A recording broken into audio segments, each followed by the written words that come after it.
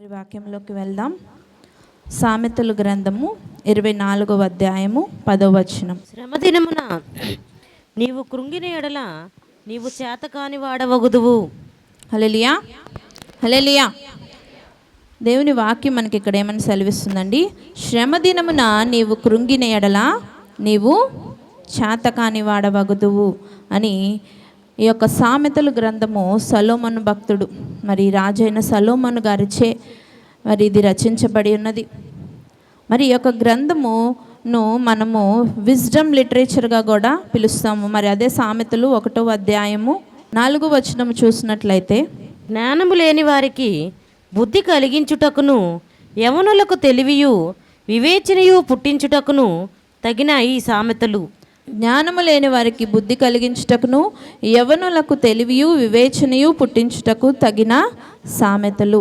ఈ సామెతల గ్రంథమును మనము విజ్డమ్ లిటరేచర్ అని కూడా అంటాం. అంటే జ్ఞానముతో రాయబడిన మాటలన్నీ ఇందులో పొందుపరిచి ఉన్నాయి. ఎందుకంటే సొలొమోను గారిని దేవుడు దీవించడేమని, నీ వంటి వాడు నీకన్నా ముందు జనరేషన్లో లేడు, నీ జనరేషన్లో కూడా లేడు, మరి రాబో జనరేషన్లో కూడా పుట్టడు. అంతటి జ్ఞానాన్ని దేవుడు ఆ బిడ్డకు ఇచ్చినట్టుగా దేవుడు ఆయనకు ఒక వరము, మరి ఆయన చేసిన ప్రార్థన ఫలముగా ఆయనకి దేవుడు ఆ వరాన్ని అనుగ్రహించాడు. మరి అట్టి జ్ఞానముతో రాయబడిన మాటలన్నీ ఇందులో పొందుపరిచి ఉన్నాయి. సొలొమోను ఎంతో మరి ఆయన రాసిన మరి దేవుని సన్నిధిలో కూర్చొని ఆయన దగ్గర నుంచి పొందుకున్న ప్రతి మాటను ఇందులో ఆయన పొందుపరిచి ఉన్నాడు. దేవుని వాక్యం చెబుతుంది, జ్ఞానము లేని వారికి బుద్ధి కలిగించుటకును యవనులకు తెలివియు వివేచనయు పుట్టించుటకు తగిన సామెతలు. అది యవనులకే కాదు కానీ మనకు అందరికీ కూడా దేవుని జ్ఞానము అవసరమై ఉన్నది. దీనిలో ఏ మాట మనం చదువుకున్నాం ఇందాక? శ్రమ దినమున నీవు కృంగిన ఎడల నీవు చేతగాని వాడవగుతావు అంట. అంటే అంత గొప్ప మాటలు ఆయన ఇక్కడ మన కొరకు పొందుపరిచున్నాడు. శ్రమ దినంలో మనము కృంగిపోతే మనం ఎలా అయిపోతామంట? చేతగాని వాళ్ళం అయిపోయినట్టేనంట. ఎందుకు? ఇంకా పనికిరాని వారు మనం ఉన్నా లేకపోయినా ఒకటేనంట. మరి శ్రమలలో మనం ఏ విధంగా ఉండాలి? దేవుని వాక్యం సెలవిస్తున్నట్టు మరి ఇది దేనికోసం మనకు రాసినాడు?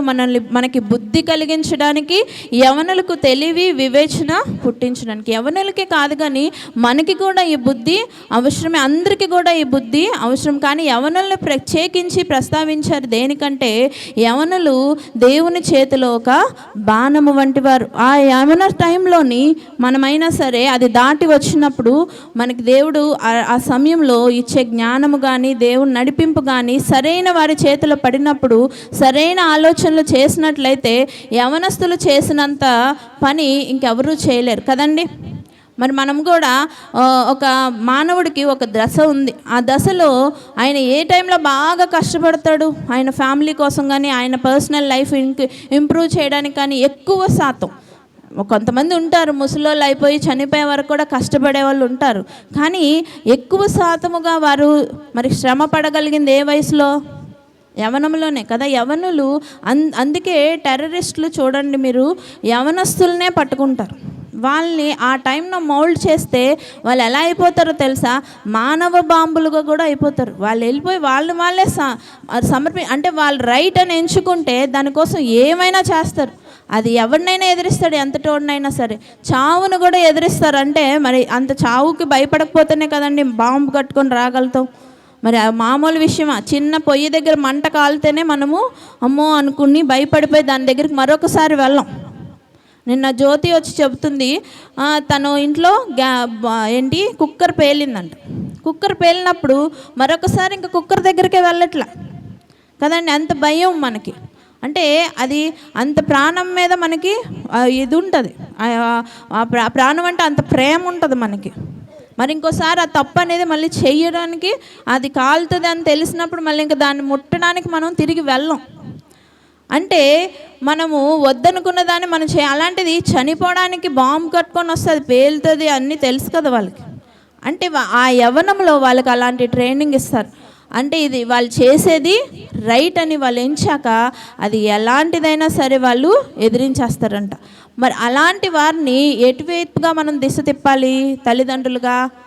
దేవుని వైపుగా తిప్పితే దేవుని కొరకు ఒక గొప్ప యోధులుగా మారుతారు. ఈ యొక్క గ్రంథము రాసిన సొలొమోను కూడా ఆయన యవ్వనం సమయంలో దేవునికి తాను అప్పగించుకున్నాడు. దేవుడు గొప్ప జ్ఞానముతో ఆయన నింపాడు. అంత గొప్ప మాటలు ఆయనకి ఈరోజు మనము వాటిని ధ్యానించుకోవడానికి అంత మంచి మాటలు ఆయన పొందుపరిచాడంటే ఆయన యవ్వనంలో దేవుడు ఆయనను అంతగా దీవించాడు. ఆయన దేవుడి కొరకు అంతగా నిలబడ్డాడు. ఎందుకంటే దేవుడే నిజమైన వాడు, ఆయన నిజ రక్షకుడు అని నమ్మాడు కనుక. ఆ నమ్మకం అనేది యవనస్తుల్ని తిప్పవలసిన అవసరత అందరికీ, సమాజంలో ఉన్న ప్రతి ఒక్కరికి, ప్రత్యేకంగా తల్లిదండ్రులకి మరి అది భారం, ఆ బాధ్యత అనేది మనకు ఉన్నది. అయితే వాక్యంలోకి వెళ్దాము. దేవుని వాక్యము చెబుతుంది, శ్రమ దినమున నీవు కృంగిన ఎడల నీవు చేతగాని వాడవైపోతావు అంట. చేతగాని వాడవైపోతావు అంటే ఎందుకు పనికిరాని వాళ్ళుగా అయిపోతావు. ఎందుకు పనికిరాని వాళ్ళుగా దేవుడైతే మనల్ని నిర్మించలేదు. కానీ శ్రమ దినంలో మనం ఏ విధంగా ఉండాలంట 24:5లోనే మీరు చూస్తే, జ్ఞానము గలవాడు బలవంతుడుగా నుండును, తెలివి గలవాడు శక్తిమంతుడుగా నుండును. హల్లెలూయా. జ్ఞానము గలవాడు బలవంతుడుగా ఉండును, తెలివి గలవాడు శక్తిమంతుడుగా ఉండును. మరి శ్రమల సమయంలో మనం బలహీన పడకూడదు, కానీ బలవంతులుగా ఉండాలి. కనుక మనకి బలం ఎక్కడి నుంచి వస్తుంది చెప్తున్నాడు దేవుని సేవకుడు ఇక్కడ. జ్ఞానము గలవాడు బలవంతుడుగా ఉండును, తెలివి గలవాడు మరి శక్తివంతుడుగా.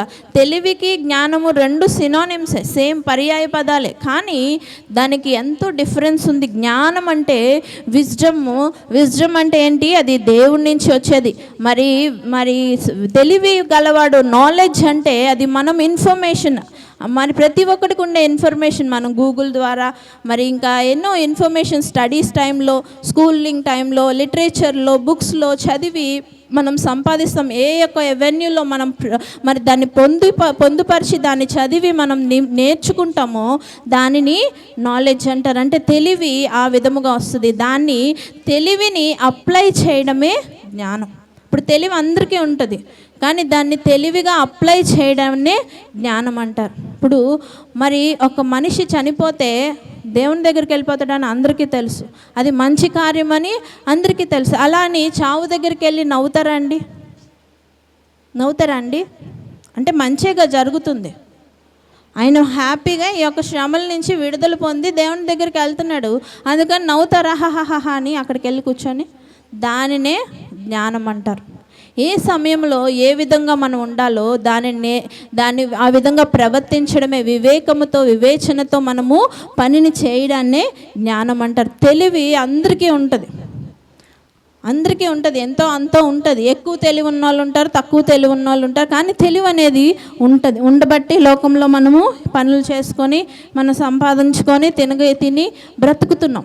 కానీ జ్ఞానం అనేది ఎవరి వల్ల వస్తుంది? దేవుని వల్లనే వస్తుంది. అది ఎందుకంటే దేవుడు తెలియజేస్తాడు మనకి ఏది రైట్ అనేది, ఏది రాంగ్ అనేది. అది దేవుని వల్ల మనము పొందుకుంటున్నాం. మరి జ్ఞానము గలవాడు ఎలా ఉంటాడంట? బలవంతుడుగా ఉంటాడంట. తెలివి గలవాడు శక్తిమంతుడుగా ఉండును. మరి జ్ఞానం అనేది ఎలా వస్తుందంటే, మనం చూసినట్లయితే బోల్డ్ వాక్యాలు ఉన్నాయి జ్ఞానం గురించి. కొన్ని చూద్దాము. యోబు గ్రంథము 28:28 చూద్దాం. మరియు యెహోవా యందలి భయభక్తులే జ్ఞానమనియు దుష్టత్వమును విడుచుటయే వివేకమనియు ఆయన నరులకు సెలవిచ్చెను. అలాగే 9:10 చూద్దాం. యెహోవా యందు భయభక్తులు కలిగి ఉండుటయే జ్ఞానమునకు మూలము. దేనికంటే జ్ఞానానికి మనం రావాలంటే, మనకి జ్ఞానము కావాలంటే మనం చేయాల్సిందేంటి? యెహోవా యందలి భయభక్తులే జ్ఞానమనియు దుష్టత్వమును విడుచుటయే వివేకమనియు అని ఇందాక మనము యోబు గ్రంథంలో చదువుకునేప్పుడు, మరి ప్రోవర్బ్స్లో చదువుకున్న సామెతల్లో ఏమని? యెహోవా యందలి భయభక్తులే జ్ఞానం. మరి అంతేకాకుండా 1:7 కూడా చూద్దాం, అదే సామెతల గ్రంథం.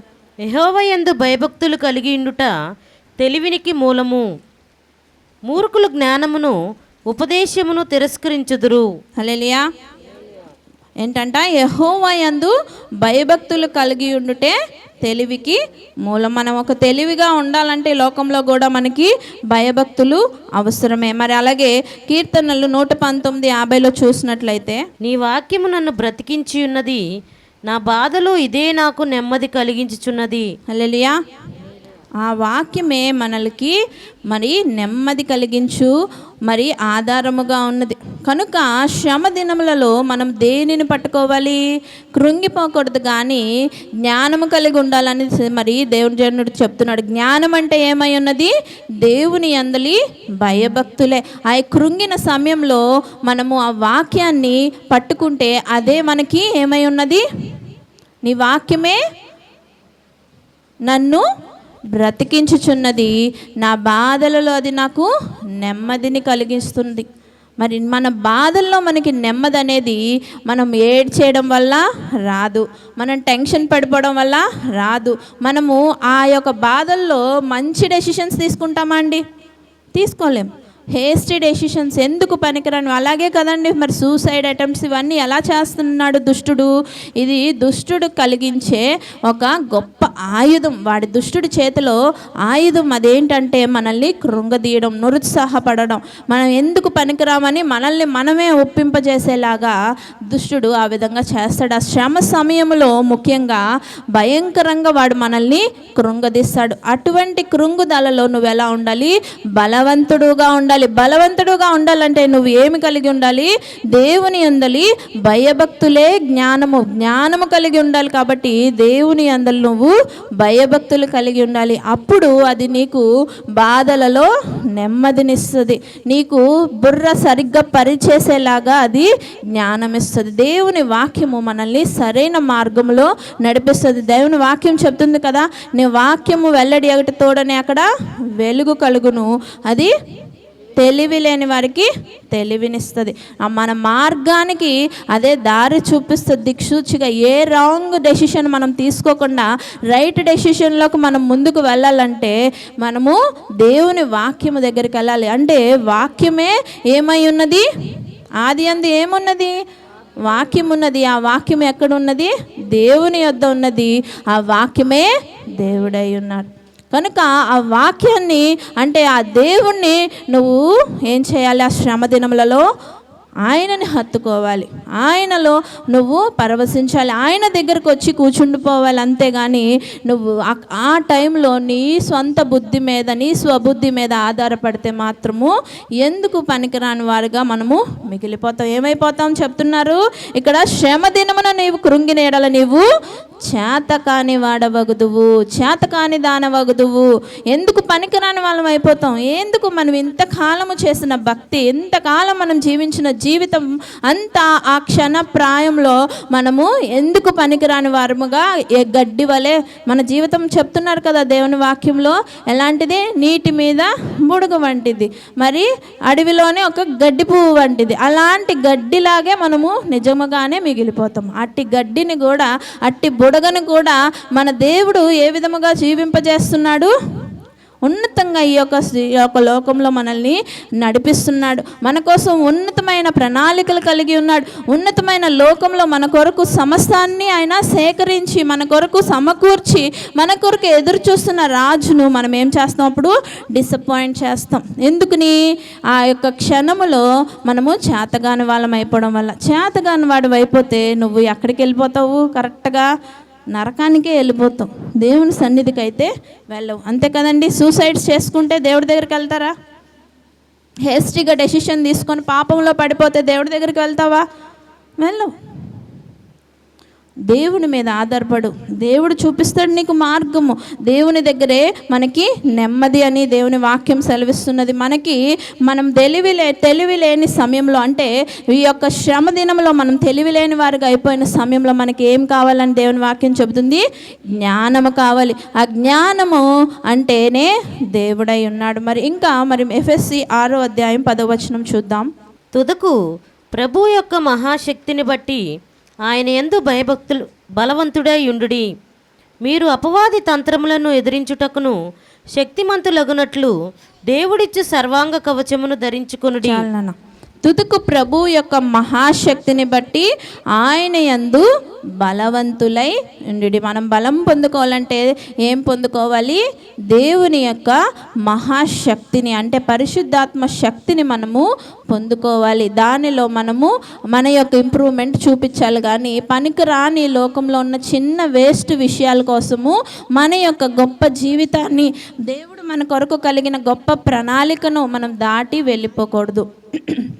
అంతే కదండి. యోబు ఎంత గొప్పవాడు, ఆయన ఎంత నమ్మకంగా జీవిస్తున్నాడు. అలాంటి ఆయన్నే ఏం చేసింది సాతాను? ఆయన మీద దాడి చేసింది. ఏ విధముగా? మరి ఆస్తి తీసేసింది, బిడ్డలను తీసేసుకుంది, ఆయన ఆరోగ్యాన్ని తీసేసుకుంది, సమస్తాన్ని తీసుకున్నప్పటికీ యోబు ఏం చేస్తున్నాడు? కృంగిపోయాడా? పడిపోయాడా? లేదు. ఆయన దేని కలిగి ఉన్నాడు? బలము కలిగి ఉన్నాడు. ఆ బలము దేవుడిచ్చు బలమై ఉన్నది. ఆయన దేవుని యొక్క పాదాల దగ్గర తన సమయాన్ని గడుపుతున్నాడే కానీ ఆ టైం దొరికింది కదా, నేను ఇప్పుడే వెంటనే దేవుణ్ణి దూషిస్తానని ఆయన మాట్లాడలే. అలా మాట్లాడి ఉంటుంటే చేతగాని వాడు అయిపోయి ఉండేవాడు.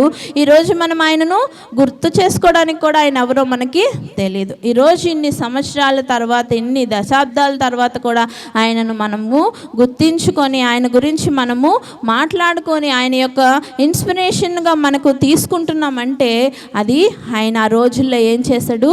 జ్ఞానాన్ని వెతుక్కున్నాడు, బలవంతుడయ్యాడు. మనం అనుకున్నాము ఆరోగ్యం లేదు కదా, బలహీనుడేమో అని. ఆయన బలవంతుడుగా ఉన్నాడు ఆత్మలో. మరి దేవుని సేవకుడు చెప్తాడు కదా, పౌలు భక్తుడు ఏమని? నేను బాహ్య పురుషుడు కృషించిపోతున్న నా అంతరంగ పురుషుడు దినదినము అభివృద్ధి, నూతనముగా అభివృద్ధి పొందుతున్నాడంట. ఆ విధముగా మనము కూడా జీవించాలి. కానీ ఏ పరిస్థితికి మనము కృంగిపోకూడదని మాటలు బట్టి మనము తెలుసుకోవాలి. మరి అలాగే 2 తిమోతి 2వ అధ్యాయం 1వ వచనం చూద్దాం. నా కుమారుడా, క్రీస్తు యేసునందున్న కృపచేత బలవంతుడు కమ్ము. హల్లెలూయా. నా కుమారుడా, క్రీస్తు యేసునందున్న కృపచేత బలవంతుడు కమ్ము. మనకి బలము పొందుకోవాలంటే మొదటిగా జ్ఞానము కావాలి, దేవుని శక్తి కావాలి, అంతేకాకుండా ఇంకేమి కావాలి? దేవుని యొక్క కృప కావాలి. కనుక మరి శ్రమలలో ఆ దేవజనుడు వెళ్ళి ప్రార్థిస్తున్నప్పుడు దేవుడు ఏం చెప్తున్నాడు? నాకు ఈ ముళ్ళు తీసే దేవా అని దేవుని సన్నిధిలో ప్రార్థిస్తే నా కృప నీకు చాలు. ముమ్మార్లు ప్రార్థిస్తే ముమ్మార్లు ఆయన అదే సమాధానం చెప్పేసరికి దైవజనుడు సైలెంట్ అయిపోయాడు. ఆ ముళ్ళు తీస్తే నేను ఇంకా విజృంభించి సేవ చేస్తాను అనుకుంటున్నాడు. కానీ ఆ ముళ్ళును బట్టి ఏమో బిడ్డకు నష్టము జరుగుతుందేమో దేవుడికి తెలుసు కదా. ఆయన కృప ఉంటే మనకి చాలు. మనకు ఆరోగ్యము కూడా అవసరం లేదు. దీన్ని బట్టి చూస్తే మనము కృంగిపోయినప్పుడు, మనము శ్రమ దినములో ఉన్నప్పుడు మనము చేతగాని వాళ్ళగా ఉండకూడదు, కానీ బలవంతులుగా ఉండాలని దేవుడు కోరుకుంటున్నాడు. నువ్వు బలవంతుడిగా ఉండాలంటే నువ్వు ఏం వెతకాలి? జ్ఞానాన్ని వెతకాలి, మరి దేవుని శక్తిని వెతకాలి, దేవుని కృపను నువ్వు వెతకాలి. మరి దీన్ని బట్టి మనం బలవంతులుగా ఉండాలంటే మనం ఏం చేయాలి? మనం అనేక కార్యాలు చేయాలి. అందులో ఏంటంటే మొదటిగా పరిశుద్ధాత్మను మనము పొందుకోవాలి. మరి అపోస్తుల కార్యం 1:8 ఏమని రాస్తుంది? అయినను పరిశుద్ధాత్మ మీ మీదికి వచ్చినప్పుడు మీరు శక్తి నొందెదరు. హల్లెలూయా. మన మీద పరిశుద్ధాత్మ వచ్చినప్పుడు మనం ఏం పొందుకుంటాం? శక్తిని పొందుకుంటాం. అంతేకాకుండా బలమైన వాక్యం అనే ఆహారాన్ని మనము భుజించాలి. మరి మత్తయి సువార్త 4:4 రాసి ఉంది కదా, ఏమని?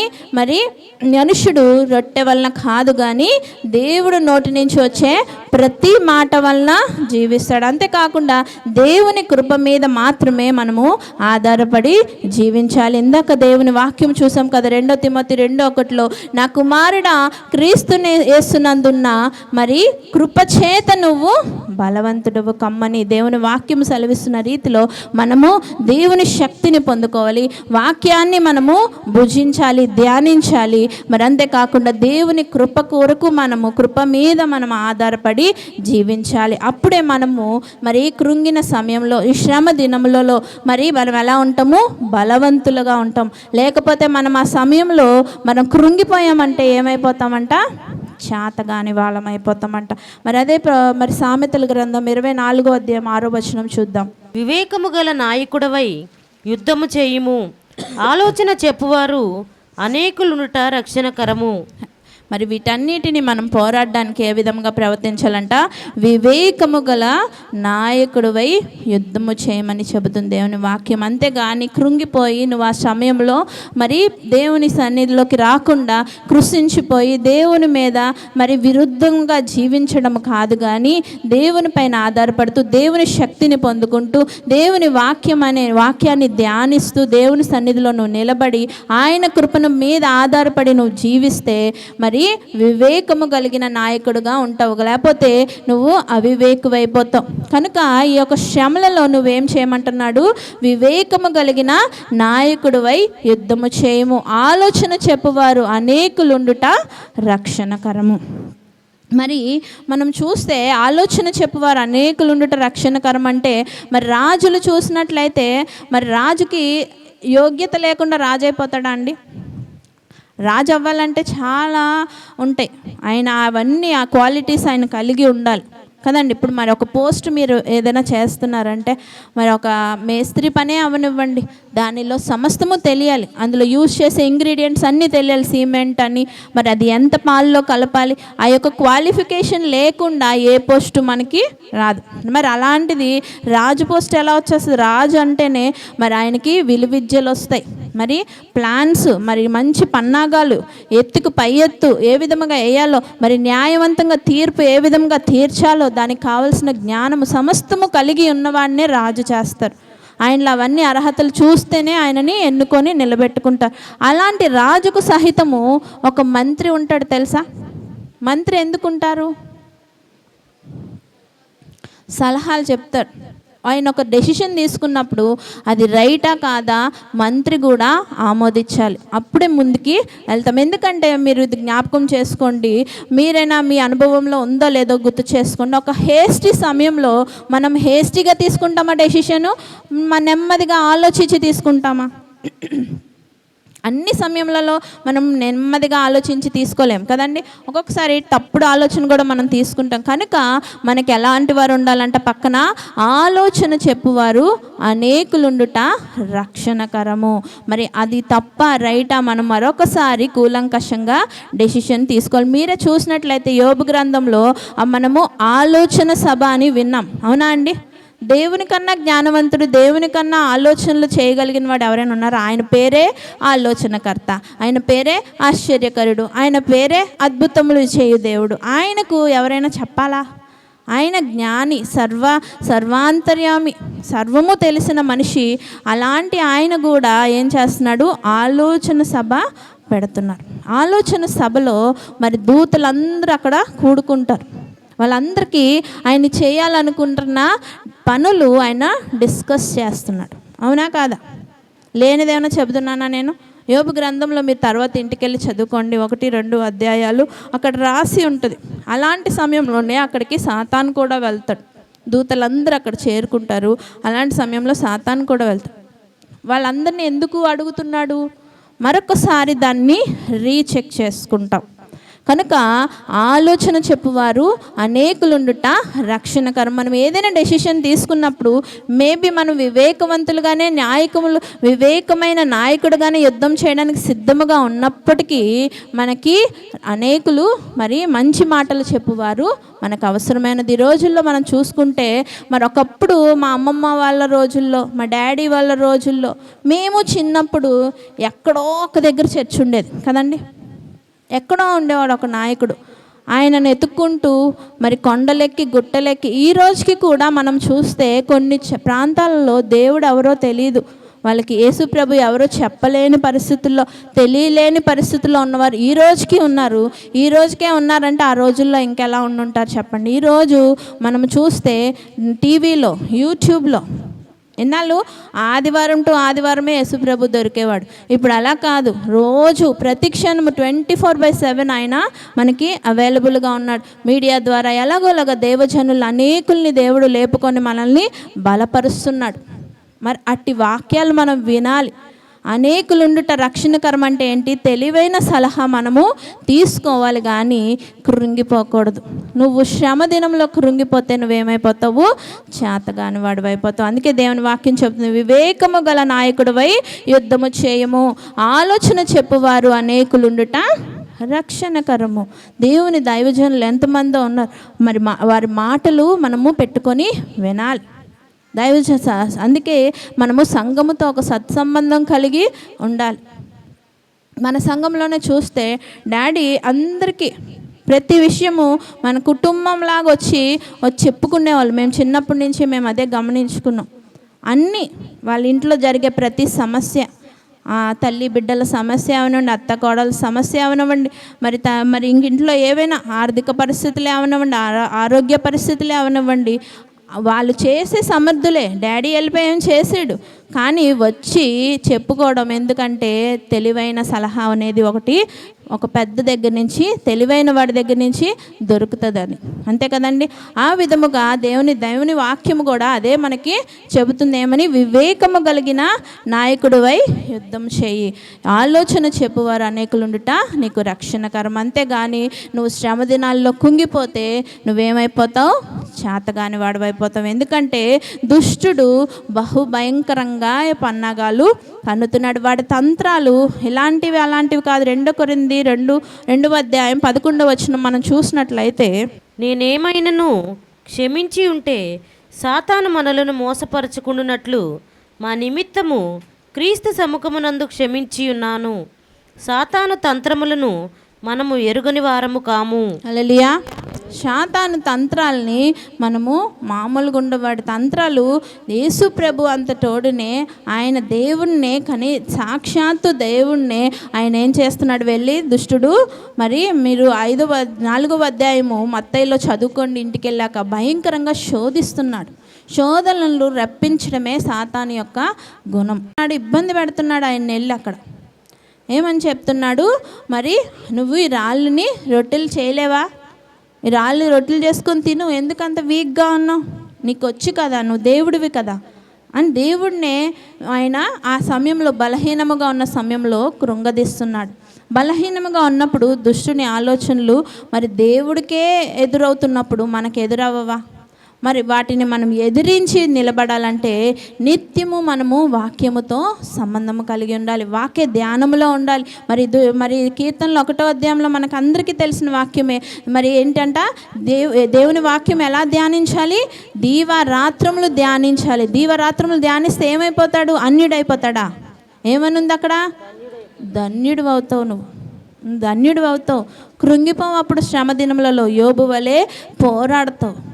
మరి చేప ఎదురీడుతుందంట సముద్రానికి. ఎదురు ఈదకపోతే అది ఏమైపోతుంది? చచ్చిపోతుంది. అది ఎదురు ఈదితేనే బతికి మళ్ళీ మంచి ప్లేస్లోకి, ఫ్రెష్ వాటర్స్లోకి మళ్ళీ తిరిగి వెళ్తుంది. ఈ లోకంలో, ఈ పోరాటంలో మనము ఎదురీదాలి. ఎదురు ఈదడానికి కావలసిన శక్తి, సామర్థ్యం అంతా ఎవరి దగ్గర దొరుకుతుంది? మనకి దేవుని దగ్గరే దొరుకుతుంది. కానీ మన సొంత బుద్ధి మీద, సొంత ఆలోచనల మీద, ఈ యొక్క కృంగుదలలో వచ్చిన ఆ టెన్షన్స్లో, డిప్రెషన్స్లో, హేస్టీ డెసిషన్స్లో మనం వెళ్తే కనుక మనము ఏమైపోతాము? చేతగాని వారమి అయిపోతాం. ఎందుకు పనికిరాని వారం అయిపోతాం అంటే నువ్వు ఇంకెక్కడికి వెళ్ళిపోతావు? Waste piece. చేతగానిదంతా ఏం చేస్తాం? మనం ఇంట్లో పనికిరానిదాన్ని ఏం చేస్తామండి? దాచుకుంటారా బీరువాలో? ఏం చేస్తాను నాన్న? డస్ట్బిన్లో వేసేస్తాం. అంతే కదండి. కొంచెం మనకి యూజ్ రాకపోయినా ఏం చేస్తాం? ఈ వస్తువు మనకి యూజ్ అవ్వదే, నీకేమైనా కావాలా అడుగుతాం నలుగురిని, వద్దు పడేస్తాం. ఏం చేస్తాం? దాన్ని దాచుకుంటామా? పనికిరాదు కదా అది. ఇంకా అలాగే మనం ఏమైపోతాం? యేసుప్రభు ఏం చేస్తాడు? ఇది వేస్ట్, ఇది నా రాజ్యానికి రావడానికి లేదు. ఏం చేస్తాడు ఆయన? వేస్ట్ అంతా ఎక్కడ వేస్తాడు ఆయన? నరకం అని ఒక ప్లేస్ సృష్టించాడు, అందులో వేసేస్తాడు. మనం డస్ట్బిన్ అని సృష్టించినట్టు ఆయన నరకాన్ని సృష్టించాడు, అందులో వేస్ట్ పీసెస్ అన్నిటిని వేసిరేస్తాడు. ఆ విధముగా కాదు, కానీ ఈ సాతాను తంత్రాలను మనం ఎరిగి జీవించాలి. సాతాను తంత్రాలు మనకి తెలిసినవే, మనం ఎరిగిన వారమే. పౌలు భక్తుడు చెప్తున్నాడు, ఎలా వస్తాడు వాడు? నిందలు, శ్రమలు మన మీదకి పంపిస్తాడు. మనం అనుకుంటాం అనేక సమయాల్లో ఈ శ్రమలు యేసు ప్రభువే ఎందుకు మనకు కలిగిస్తున్నాడు, దేవుడిని ఎందుకు నిందిస్తున్నాం మనం? యేసు ప్రభువు కలిగిస్తున్నాడు అని ఆయనని తిడతాం. ఎందుకు నాకే చేస్తావు యేసయ్యా? నాకే ఎందుకు ఇస్తావు నువ్వు? అన్ని రాళ్ళుగా గుట్టలు రాళ్ళు మొక్కినప్పుడు ఏమన్నావు వాడిని? దేవుడు నిజమైన దేవుడు నీ జీవితంలో అనేకమైన అద్భుత కార్యాలు చేసి ప్రతి నిమిషము నిన్ను కాపాడుతూ అడుగడుగున నీకు తోడుగా ఉంటూ ముందుకు నడిపిస్తుంది. దేవుడిని ఏమంటావు? తక్కువని అనేస్తాం. నిన్నెందుకు నమ్ముకుని అన్నారు కదా ఐగుప్తీయులు. ఏమంటున్నారు? మేము అక్కడ చక్కగా కీరకాయలు అన్నీ తింటున్నాము, మమ్మల్ని తెచ్చి ఏం చేసావు నువ్వు? అడవి పాలు చేసేసావు. అడవి పాలు చేసావురా. పొద్దున్న లెగిస్తే మన్నా, మరి రాత్రి మీకు అడిగినప్పుడల్లా నీళ్ళు. ఎక్కడి నుంచి? అడవిలో నీళ్ళు దొరుకుతాయా అండి? వాళ్ళు ఎక్కడి నుంచి ఉంటే ఏ ప్లేస్లో వాళ్ళు మకాం వేస్తే అక్కడే వాటర్. వాళ్ళని బండ అలా వెంబడించిందంట వాళ్ళని. అలా నీరు ఎక్కడ అడిగితే అక్కడ నీరు. మరి ఎక్కడ అడిగితే అక్కడ వరకు మాంసం తినాలనిపిస్తుంటే పూరేళ్ళు వచ్చి గుట్లు గుట్లు వాళ్ళ ఇంటి ముందు పడిపోతున్నాయి. ఆ విధముగా దేవుడు ఫ్రెష్ మన్నా మళ్ళీ స్టోర్ చేసుకోకండి, నేను రేపు మళ్ళీ ఇస్తానంటున్నాడు. వాళ్ళే కక్కుర్తికి దాచుకునేవాళ్ళు, కానీ స్టోర్ చేసుకోకుండా దాన్ని దేవుడు మన్నాన్ని కురిపిస్తున్నారు. ఎవ్రీడే ఫ్రెష్ మన్నా దేవుడు వారికి దయచేశాడు. అయినప్పటికీ ఏమంటున్నారు? మేము అక్కడ అలా వండుకొని తిన్నాం, ఇలా వండుకొని తిన్నాం, మేము అలా ఉన్నాం, ఇలా ఉన్నాం. అలా ఉన్నారా మీరు? ముందు బానిసత్వంలో దాస్యంలో మీరు ఇదైపోతుంటే మిమ్మల్ని విడుదల చేసి తెచ్చిన నాయకుడిని ఏం చేస్తున్నారు? దూషిస్తున్నారు. మరి మనము కూడా మానవులుగా మనము కూడా అంతే. ఎంత రక్షిస్తున్నా యేసు ప్రభువుని ఏమంటాం? ఏంటయ్యా నిన్ను నమ్ముకోవడం వల్ల నాకు ఉపయోగం ఏంటి? కొంతమంది అంటారు యేసు ప్రభు అనే ఆయన నాలో లేకపోతేనా. ఏం చేస్తావు? ఏమైనా చేయగలవా? నీ వల్ల ఏమైనా అవుతుందా? చేతనవుతుందా? ఏమీ లేదు. దేవునితోనే మనకు అన్నీ సాధ్యం. కనుక ఆ మాట నమ్ముతూ దేవునితో మనము వెళ్ళాలి. కానీ దేవుడిని శోధకుడని మీరు అనుకోకండి. దేవుడు, మీరు అందరూ గుర్తుపెట్టుకోండి, దేవుడు శోధకుడు కాదు. ఎవరు శోధకుడు? సాతానే శోధకుడు. దేవుడు అంట పరిశోధకుడు అంట. ఏంటంట? దేవుడు పరిశోధకుడు కానీ శోధకుడు కానే కాదు. దేవుడు మనకి ట్రయల్స్ ఇస్తాడు అంటే ఆ ట్రయల్స్ని దేవుడు వల్ల అయితే కలగవు. కానీ సాతాను మనకు కలిగిస్తున్నప్పుడు దేవుడు ఏమైపోతాడంట? సైలెంట్ అయిపోతాడు, అలౌ చేస్తాడు, కొద్ది సమయము ఊరుకుంటాడు. మనకు ఆ శ్రమ మన మీదకి వస్తేనే కదా, దేవునికి నొప్పి తెలిస్తేనే కదా అమ్మా అంటాం. అంతేనా అండి? లేకపోతే అమ్మ ఎక్కడుందో కనబడదు. పొద్దున్న లేచి నుంచి ఫోన్ ఉంటే చాలు పిల్లలకి ఈ రోజుల్లో. అమ్మ ఎక్కడుందో కూడా కనబడదు. బొవ్వద్దు, ఏమొద్దు. నొప్పి తగిలితే ఏదైనా అవసరత కావాల్సి వస్తే అమ్మా అంటారు. అంతే. నొప్పి కావాలనే దేవుడు ఏమవుతాడు? అదే దేవుని తత్వం కూడా. తల్లి మనసు కదా ఆయనది కూడా. ఆయన ఏం చేస్తాడు? శ్రమ కలిగిస్తాడు మనకి. శ్రమ కలిగించడు ఆయన, కానీ శ్రమకి మనల్ని వదిలేస్తాడు. సైలెంట్ అయిపోతాడు, అడ్డుపడడు. ఆ సమయంలో నువ్వు మళ్ళీ అడుగు, నోరు తెరువు. నువ్వు అడిగిన వెంటనే నీ దగ్గరికి వచ్చి నిన్ను కాపాడే సమర్థుడు ఆయన ఒక్కడే, దేవుడు ఒక్కడే. అందుకే మనము ఏం వెతకాలి? జ్ఞానం వెతికి జ్ఞానం ద్వారా మనము బలవంతులం అవ్వమని ఇక్కడ దైవజనుడు చెప్తున్నాడు. మరి అంతేకాకుండా సాతాను కలిగించేవేంటి? నిందలు, రోగాలు. నిందలు బట్టి మనం ఏమైపోతాం? ఫస్ట్ ఆఫ్ ఆల్ కృంగిపోతాం. మనం చూసినట్లయితే కొన్ని వచనాలు చూద్దాము. కీర్తనల గ్రంథము 38వ అధ్యాయం 12వ వచనం చూద్దాం. ప్రాణము తీయజూచువారు ఉరులు ఒడ్డుచున్నారు, నాకు కీడు చేయజూచువారు హానికరమైన మాటలు పలుకుచు దినమెల్లా కపటోపాయములు పన్నుచున్నారు. హల్లెలూయా. ఏం చేస్తున్నారంట? నా ప్రాణము తీయజూచువారు ఉరులు వడ్డుచున్నారు, నాకు కీడు చేయుచూచువారు హానికరమైన మాటలు పలుకుచు దినమెల్లా కపటోపాయములు పన్నుచున్నారు. కపటోపాయాలు అంటే ఏంటండి? ఆయనలో మిస్టేక్ లేకపోయినా ఏదో ఒక కపటాన్ని క్రియేట్ చేసి ఆయన మీద నిందలే కదా. మరి ఇవన్నీ మిస్టేక్ ఉండి అనడం వేరే, మిస్టేక్ లేకుండా అన్నప్పుడే కదా మనకు కోపం వస్తుంది. తప్పు చేసామనుకోండి, బయటకు ఏదో డంబం ప్రవర్తించినా లోపల అయ్యా అవునా నాది మిస్టేకే కదా అనుకుంటాం. తప్పు లేనప్పుడే కదా మనకి బాధ వస్తుంది. దావీదు మీద ఆ విధముగానే ఏమని చేస్తున్నారంట? నా ప్రాణము తీయజూచు వారు ఉరులు వడ్డుచున్నారు, నాకు కీడు చేయజూచు వారు హానికరమైన మాటలే ఎలా ఉన్నాయంట? చాలా హానికరంగా ఉన్నాయంట. అంత బాధపడుతున్నాడు ఆయన కదండి. మరి అలాగే 35వ అధ్యాయము 15వ వచనం కూడా చూద్దాం.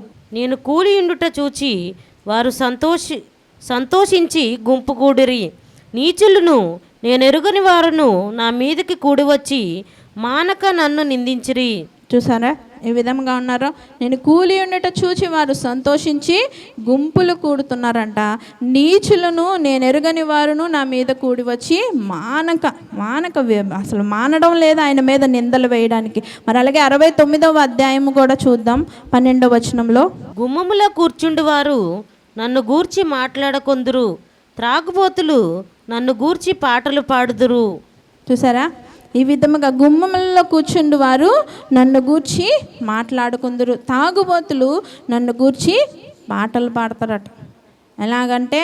అంటే తాగుబోతాడు అంటే ఎంత చులకన కదండి లోకంలో అందరికీ. అలాంటి వాడు కూడా ఏం చేస్తున్నాడు, తప్పు లేకపోయినా మనల్ని నిందిస్తూ ఉంటాడు. ఆ టైంలో మనకి కృంగిపోతాం. ఎందుకు ఇంత భక్తి, ఎంత పరిశుద్ధత, ఎంత యథార్థత, ఇంత నీతి దేనికి అని అనిపించేస్తుంది మనకి. కానీ ఆ సమయంలోనే నువ్వేం చేయాలి, బలవంతుడివి అవ్వాలి. బలవంతుడు అవ్వడానికి నీకు కేవలం నువ్వు కావాల్సిందేంటి, దేవుని జ్ఞానాన్ని నువ్వు పొందుకోవాలి. అంతేకాకుండా దేవుని శక్తిని పొందుకోవాలి. అంతేకాకుండా వాక్యాన్ని నిత్యము ధ్యానించాలి. అంతేకాకుండా మరి దేవుని యొక్క కృప మీద నువ్వు ఆధారపడి జీవించాలి. మరి రోగాలు కూడా మరి మన మీద కలిగిస్తాడు దుష్టుడు. మరి 41వ అధ్యాయం చూసినట్లయితే అదే కీర్తనల్లో, కుదరని రోగము వానికి సంభవించి ఉన్నది, వాడు ఈ పడక విడిచి తిరిగి లేవడని చెప్పుకొనుచున్నారు. వాడికి కుదరని రోగం అంటే ఏదో తెలియని రోగం వచ్చేసిందిరా, వాడికి ఏదో అయిపోతుంది, వాడు ఇంకా పడక మీద తిరిగి ఇంకా లేవడు, ఇంకా అయిపోయింది, వీడి కథ ఫినిష్ అని వాళ్ళని చూసి, ఒక రోగం మనకు వస్తే మన రోగంలో వచ్చి మనల్ని సేవ చేసిన వాళ్ళు, ఒక ట్యాబ్లెట్ ఇచ్చిన వాళ్ళు, ఒక ఆదరణ మాట ఇచ్చిన వాళ్ళు లేరు. కానీ రోజుల్లో ఏమవుతుంది, అలాగా మనల్ని కృంగదీస్తారు. ఆ కృంగుదల బట్టి మనం కృంగిపోకూడదు. అదే శ్రమదినము. ఆ శ్రమదినంలో నువ్వు కృంగిపోకూడదు. కానీ నువ్వేమైపోవాలి, వివేకవంతుడుగా మరి ఏం చేయాలి, యుద్ధము చేయాలని దేవుని వాక్యం సెలవిస్తుంది. వివేకముగా యుద్ధము చేయాలి, దేవుని జ్ఞానము సంపాదించుకోవాలి. అందుకే నువ్వు ఎప్పుడు ఎల్లవేళలో ఎవరికి దగ్గరగా ఉండాలి, దేవునికి మాత్రమే దగ్గరగా ఉండాలి. లోకానికి మనము దగ్గరగా ఉండకూడదు. ఎప్పుడైతే మనం వివేకముతో యుద్ధము చేస్తామో అప్పుడే మనకి శ్రమలు ఇంకా అధికమైపోతాయంట. అందుకే మనము ధైర్యంగా ఉండాలి. అంతేకాకుండా శ్రమల్లో కుంగిన వారిని కూడా మనము రక్షించాలని దేవుని మాటలు చెప్తున్నాయి. మరి అదే సామెతల గ్రంథం 24వ అధ్యాయం 11వ వచనం చూద్దాం. చావునికై పట్టుబడిన వారిని నీవు తప్పించుము, నాశనమందు పడుటకు జోగుచున్న వారిని నీవు రక్షింపవా.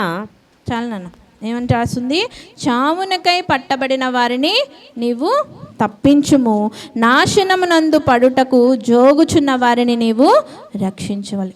ఏమని చెప్తున్నాడు దేవుని వాక్యము. చావు అంటే లిటరల్గా చావు కాదు, దేవుని వాక్యానికి సంబంధంగా మరి దేవుని ఆత్మలో మీనింగ్ ఏంటంటే, ఆత్మీయ అర్థము చావు అంటే పాపములో పట్టబడిన వారిని మనము ఏం చేయాలంట, మనము తప్పించాలంట. మరి నాశనంలో పడిపోవడానికి అంటే నరకానికి పడిపోవడానికి ప్రయత్నిస్తున్న వారికి, జోగుచున్న వారిని మనం ఏం చేయాలి, రక్షించాలి. వాళ్ళని రక్షించాలంటే మనం ఎలాగ ఉండాలి, మనమే వీక్ పార్టీలు అయితే ఒకళ్ళు రక్షించగలమా చెప్పండి. బలహీనంగా ఉన్నోడు వెళ్ళి ఇంకొకరిని పట్టుకొని లేపగలడా పడిపోతున్నోడిని? దేవుని వాక్యం మనకి ఆజ్ఞిస్తుంది ఏమని, చావుకై పట్టబడిన వారిని నీవు తప్పించుము, నాశనమునందు పడుటకు జోగుచున్న వారిని నీవు రక్షించాలి.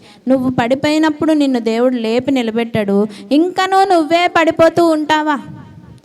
నువ్వే పడిపోతూ ఉంటావా?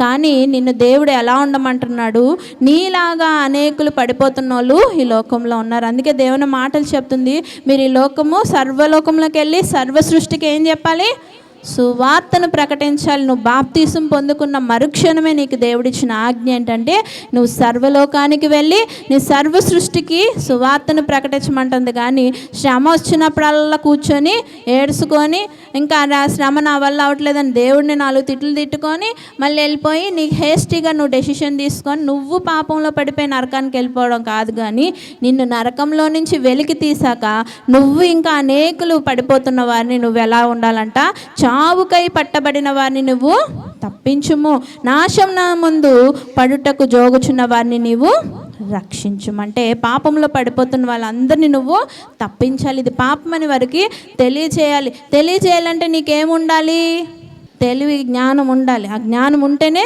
నువ్వు బలవంతుడిగా ఉంటావు. ఆ బలం ఉంటేనే నువ్వు వేరే వాళ్ళని రక్షిస్తావు. అందుకే నువ్వేం చేయాలి? నిత్యము దీవారాత్రములు నువ్వు దేవుని వాక్యాన్ని ధ్యానించాలి. అప్పుడు నువ్వు ఎలా ఉంటావు? అతడు నీటి కాలువల యోరున నాటబడినదై ఆకు వాడక తన కాలమందు ఫలమిచ్చు చెట్టు వలె ఉంటాడు. అప్పుడు దేవుడు మనల్ని అంత ఉన్నతంగా నిలబెడతాడు. అంతేగాని వచ్చిన ప్రతి శ్రమకి మనం అక్కడే నిలబడిపోకూడదు, టైం వేస్ట్ చేయకూడదు. ఇంకా చాలా ప్రయాణం ఉంది, మనం అది తొందరగా చేరి మన యొక్క గమ్యాన్ని తుదముట్టించాలి. ఇంకా సమయం నీకు ఇంకా రేపే నీ చావేమో, రేపే నువ్వు దేవుడు నీకు ఫుడ్ వెండ్ పెట్టేశాడేమో మన దినాలు. అలాంటప్పుడు నువ్వు ఈ రోజు వరకు ఏమి చేయకపోతే ఎలాగా? ఈ లోకంలో వచ్చే చిన్న కార్యాలకే నువ్వు మరి కురుంగిపోతూ నలిగిపోతూ టెన్షన్ పడిపోతూ ఇక్కడ ఉండిపోతే ఎలాగా? నువ్వు ఈ లోకయాత్రలో ముందుకి, ఆత్మయాత్రలో పోరాటంలో ముందుకి విశ్వాసంతో పోరాడుతూ ముందుకు వెళ్ళిపోతున్నప్పుడు దేవుడిస్తున్న శక్తిని బట్టి ఆ తప్పు నీదే అయితే నీకే దేవుడు గ్రహింపిస్తాడు. దాన్ని సరి చేసుకుంటూ ముందుకు వెళ్ళిపోవాలి. కానీ అక్కడ ఆగిపోయి, అక్కడే పడిపోయి, అక్కడే సతికిలు పడిపోయి, ఇంకా అక్కడి నుంచి నువ్వు అలా వెనక్కి దిగజారిపోయి, ఇంకా వెనక్కి వెళ్ళిపోయి, ఇంకా దేవుని వైపు రాకుండా తిరగబడిపోతే ఇంకా నువ్వు ఎక్కడ వెళ్ళిపోతావు? నరకానికి వెళ్ళిపోతావు. కానీ నరకానికి వెళ్ళే వాళ్ళని ఎలా రక్షిస్తావు? నువ్వు పరలోకానికి వెళ్ళే మార్గంలో ఉంటేనే కదా ఆ మార్గానికి వాళ్ళని లాక్కొని తీసుకెళ్ళగలుగుతావు. ఆ మార్గాన్ని మనము మర్చిపోకూడదు. శ్రమ దినం వచ్చినప్పుడు మనము కృంగిపోకూడదు. మన యొక్క హోప్ అనేది, మన నిరీక్షణ అనేది మనము విడిచిపెట్టకూడదు. మనం ఎప్పుడైతే హోప్ కోల్పోతామో, ఆ హోప్ని లూజ్ అయిపోతాము, అంటే మనం విడిచిపెడతాము నిరీక్షణను, సాతాను అక్కడ ఏమైపోతాడు? వాడు విన్నర్ చేస్తాడా? దేవుణ్ణి విన్నర్ చేస్తారా? వాడిని లూజర్ని చేయాలి. సాతాన్ని, దేవుణ్ణి విన్ చేయాలి. సాతాన్ని మీరు ఏం చేయాలా? లూజ్ చేయాలి. అంటే మీరు నిరీక్షణని కోల్పోకూడదు. నిరీక్షణ అనేది మనకు అది నమ్మకం, దేవుని పైన నమ్మకం అనేది ఎప్పటికీ మనము పోగొట్టుకోకూడదు. మెయిన్గా ఏ టైంలో పోగొట్టుకోకూడదు? శ్రమ దినములలో మనము కృంగిపోకూడదు. మరొకసారి చూద్దాం. శ్రమ దినమున నీవు కృంగిన ఎడల నీవేమైపోతావు? చేతగాని వాడివైపోతావు. కనుక చేతగాని వాళ్ళమా అండి మనము? ఒక్కసారి రోషముతో, పౌరుషముతో చెప్పండి. చేతగాని వాళ్ళ అండి మీరు? తిట్టేమంటారా? చేతగాని వాళ్ళు వెళ్ళండి అని ఏమనాలి మిమ్మల్ని? ఇప్పుడు దేవుని శ్రమ దినములలో మీరు ఏమవ్వాలి? యుద్ధ వీరులు అవ్వాలి. వివేకముతో పోరాడే, యుద్ధము చేసే యుద్ధం వీరులుగా మీరు ఇప్పుడు ధైర్యముగా రొమ్ములు విరుచుకుంటూ దేవుని శక్తిని ఇక్కడ పొందుకొని మీరు ముందుకు వెళ్ళాలి. ఇక్కడ వచ్చి పొందుకుంటున్నప్పుడు శక్తిని, ప్రతి వ్యర్థతను జయించే ఆ శక్తి దేవుడు మీకు ఇస్తాడు. మనలో ఏమీ లేదండి, మనం ఏంటి? ఒట్టి మట్టి ముద్ద. కానీ మనతో దేవుడు ఎన్నో గొప్ప కార్యాలు, ఎన్నో మహాకార్యాలు చేయిస్తాడు. చేయించిన భక్తులందరి గురించి మనం వింటున్నాం, మనం శక్తి పొందుకుంటున్నాం, ఎంతో ఇన్స్పైర్ అవుతాం. నేను చేయాలి, నేను కూడా యోబు వలె ఉండాలి, నేను కూడా మరి పౌలు వలె ఉండాలని నిర్ణయం తీసుకుంటున్నాము. కానీ బయటకు వెళ్ళినప్పుడు సతికిలు పడిపోతున్నాం. అలా ఉండిపోతే మరి నువ్వేమైపోతావు? చేతగాని వాడివైపోతావు. చేతగాని వాళ్ళమైతే మనము కాదు. చేతగాని వాడికి పుట్టామండి మనం? చేతగాని వాళ్ళం అయిపోవడానికి ఎవరికి పుట్టాము? నాకు చేతగాని అవ్వట్లేదు అన్నాడు ఆ దేవుడు. ఆ రోజు సాతాను శోధిస్తున్నప్పుడు ఏం చేశాడు? వాడికి ఆన్సర్ చేశాడు, వాడిని ఎదుర్కొన్నాడు. మరణాన్ని, ఓ మరణమా నీ ముల్లెక్కడా, ఓ మరణమా నీ విజయం ఎక్కడా అని దేవుడు ఆ మరణపు ముళ్ళును సహితం విరిచి మరి మరణాన్ని జయించి తిరిగి లేచి మన కొరకు సజీవుడై యుగయుగములు మన కొరకు మళ్ళీ తిరిగి రానయ్యున్నాడు. ఆ యుగయుగములు మరి ఆయనతో పాటు మనము కూడా జీవించడానికి మనకు సమస్తమును ఆయన అక్కడ సమకూరుస్తున్నాడు. దాని కొరకు మన యొక్క ప్రయాస ఉండాలి, దాని కొరకు మన యొక్క ఆరాటం ఉండాలి, దాని కొరకు మన యొక్క టెన్షన్ ఉండాలి. కానీ ఇక్కడ ఉండే పనికి మాలి నాటికి టెన్షన్ పడకండి. అసలు రావా, రాదా, పో, నాకొద్దు, ఈ విషయమే వద్దు అని ముందుకు వెళ్ళిపోండి. వెళ్ళకపోతే మనం ఈ లోకంలో జీవించలేము. ఏ నింద వచ్చినా, ఏ యొక్క అనారోగ్యం వచ్చినా సరే మన దేవుడు మనకి తోడుగా ఉన్నాడు. అదంతా కొద్ది కాలమే కానీ మనకి అది మనల్ని ఏమీ చేయలేదు. అది ఎవరి వల్ల కలిగేదండి? దుష్టుడి వల్లే. దుష్టుడే శోధకుడు, సాతానే శోధకుడు, దేవుడైతే శోధకుడు కాడు. అది మీ హృదయంలో గట్టిగా రాసేసుకోండి. మీరు ఎక్కడైనా చిన్న పేపర్ మీద ఒక మూల గట్టిగా రాసుకోండి. లేకపోతే దేవుడు పరిశోధకుడు, దేవుడు శోధకుడు కాడు, సాతానే శోధకుడు.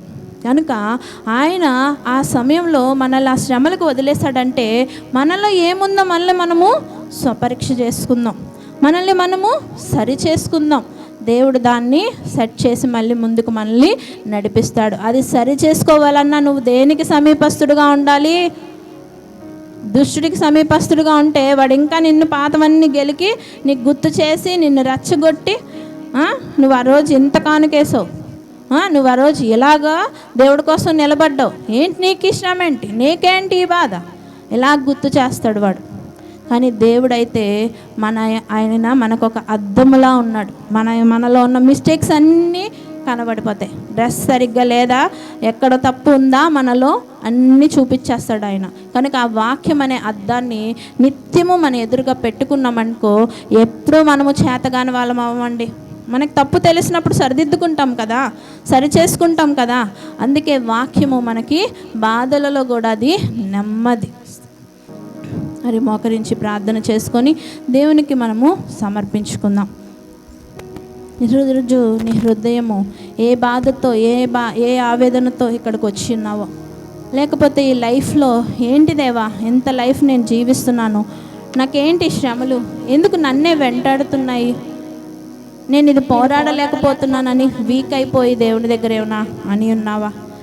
నువ్వు అనుకున్నావా ఇంకా ఇది నా వల్ల అవ్వట్లేదు, నా చేతన అవ్వట్లేదని నువ్వు అనుకుంటున్నావా? మనమైతే చేతగాని వాళ్ళము కాదు ప్రియులారా. మన దేవుడు సమస్తమునకు సమర్థుడై ఉన్నాడు. ఆయన సమస్తమును జయించి జయశాలిగా మన కొరకు నిలబడి ఉన్నాడు. కనుక శ్రమ దినమందు మనము కృంగవద్దు. కృంగిపోతే మనము చేతగాని వాళ్ళం అయిపోతాం.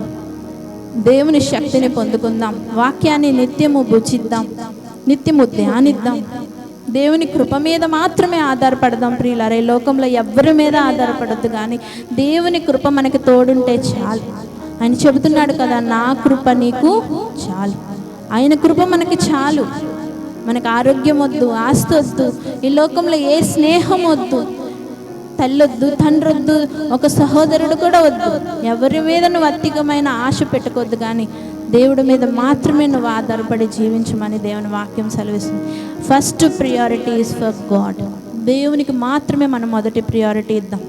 ఆ రోజున శ్రమ దినములో మనకి భయం లేదు. ఎందుకంటే మనలో ఉన్నవాడు ఈ లోకంలో ఉన్నవాడు అందరికంటే ఆ వచ్చిన శ్రమ కంటే కూడా గొప్పవాడై ఉన్నాడు. కనుక వాటిని జయించే గొప్ప శక్తిని దేవుడు మనకిచ్చి మనల్ని లేవనెత్తి ముందుకు నడిపిస్తాడు. ఎక్కడ కృంగిపోవద్దు. మరి కృంగిపోతున్నావేమో, దేవుడు ఈరోజు నిన్ను ఆదరించడానికి మన మందిరానికి వచ్చి ఉన్నాడు. నువ్వు కృంగిపోతే నువ్వేమైపోతావంటే చేతగాని వాడివి అయిపోతావు, చేతగాని దానివి అయిపోతావు. ప్రియ దేవుని బిడ్డ, నువ్వు పోరాడు, నిలబడు, నీతి కోసం నువ్వు నిలబడు, దేవుని కోసం నువ్వు నిలబడు. దేవుడు నీ పక్షాన ఉంటాడు. యుద్ధము యెహోవాదే, యుద్ధము యెహోవాదే. ఆయన జ్ఞానం ఇమ్మని అడుగు. ఆయన వాక్యముతో నీ ఎల్లవేళలా నిన్ను నువ్వు నింపుకో. వివేకవంతుల ఆలోచనలు నువ్వు తీసుకో. అంతేగాని ఈ లోకంలో వచ్చిన శ్రమకి నువ్వు ఎక్కడ కృంగిపోవద్దు, పడిపోవద్దు. నీ దేవుని నామాన్ని నువ్వు అవమానపరిచి నువ్వు చేతగాని వాడిగా, చేతగాని దానిగా నువ్వు ఉండొద్దు. ప్రియ దేవుని బిడ్డ, ప్రార్థన చేసుకుందాం. దేవా, నీ శక్తి నాకు కావాలి. నీ కృప బట్టి మాత్రమే నేను బలవంతుడిని అవుతాను. నీ జ్ఞానమును బట్టి మాత్రమే నేను బలవంతుడిని అవుతాను. ప్రభువా, నమ్మకమైన తండ్రి, నీ నమ్మకత్వంలో నేను నమ్మకస్తురాలుగా జీవించే శక్తి నాకు ఇవ్వండి. నమ్మకస్తుడిగా జీవించే శక్తి నాకు ఇవ్వండి. ప్రభువా, నీ పరిశుద్ధాత్మ శక్తి నాకు ఇవ్వండి. నీ కృప నాకు కావాలి యేసయ్యా. నీ కృప తప్ప నాకు ఏది వద్దు నాయన అని దేవుని అడుగుదాం. ప్రార్థన చేసుకుందాం.